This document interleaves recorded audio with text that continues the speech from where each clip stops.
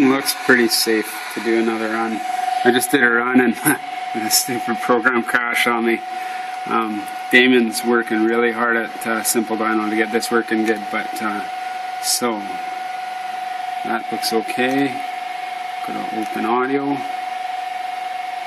power run, 250 phase, 280 battery, and 115% amplitude. So, and 14 kilohertz. So right now I'm running 14 kilohertz PWM, 250 phase amps, 300 battery amps, 150 15% phase amplitude, which is just a tiny bit of clipping. Lebowski said 111 is actually a sine wave right now. I think that's how he explained it to me. So I got my current sensor with 2 loops through it. Should show, I'm guessing I'll see 220, 240 battery amps, somewhere around there. And then I got a voltage collider there, measuring battery voltage. I got my speed and everything on my psychoanalyst. Let's give this a run here. So, cross your fingers.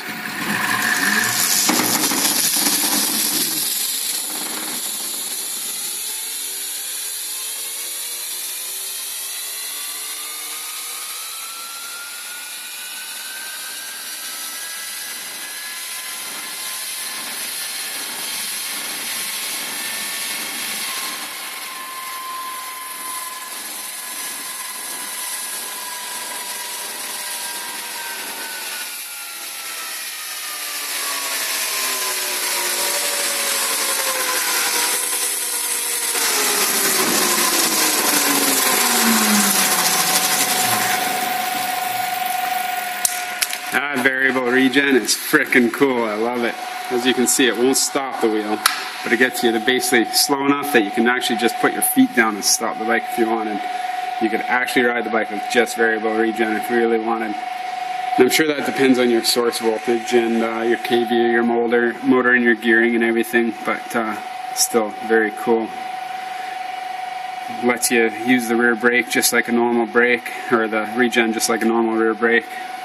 Just got to give this a second for some reason.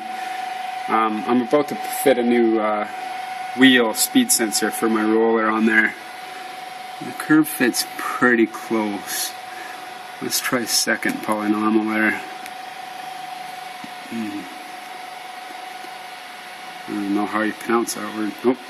Might need to be fourth or fifth. I just want to watch that little line there at the bottom come up closer to where it actually is supposed to be. Third seems to be the best. Yeah, second or third.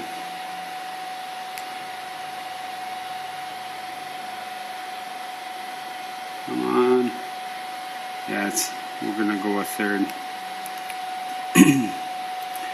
You can't trust the ends of the curve too much. The top of the curve looks to be, yeah, that's pretty close, so we'll go with that. Node analysis, add, going in here. This is really cool because now I have efficiency and everything calculated in the dyno program. 250. I think this is it. And there you go. So my peak amperage right there was 211 battery amps pulled out of that. Efficiency at that point was 50% total system, but yeah, you got to remember that's total system. You could probably look somewhere. You don't want to take the bottoms, the valleys, or the peaks because there's no smoothing on this yet. It's probably best to go about there. Look at the efficiency. It's around 63. So, and that's at 70 kilometers an hour roughly. So that's actually a really good number. I'd be cruising at, again.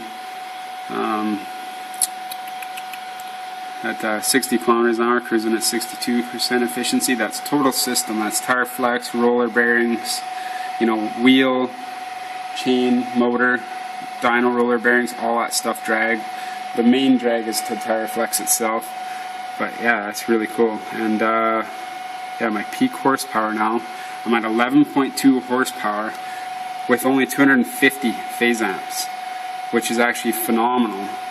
That's, at that, I'm making 11.2 horsepower and at that time I'm using 186 battery amps. Oh, and I can change this in my program here to voltage, and it monitors battery voltage right through the whole thing. If you move the cursor off to the end, it gives you all your maxes. So it only recorded up to 113 kilometers an hour, but you could actually see the cycle analyst showed it hit a little higher. You can see here is where it used the most amount of amperage.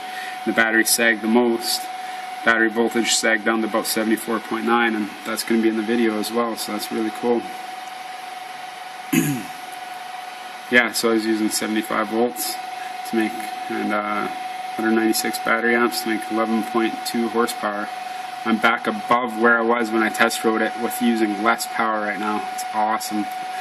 On my test ride video there, I was running 350 phase amps. Right now I'm running 250.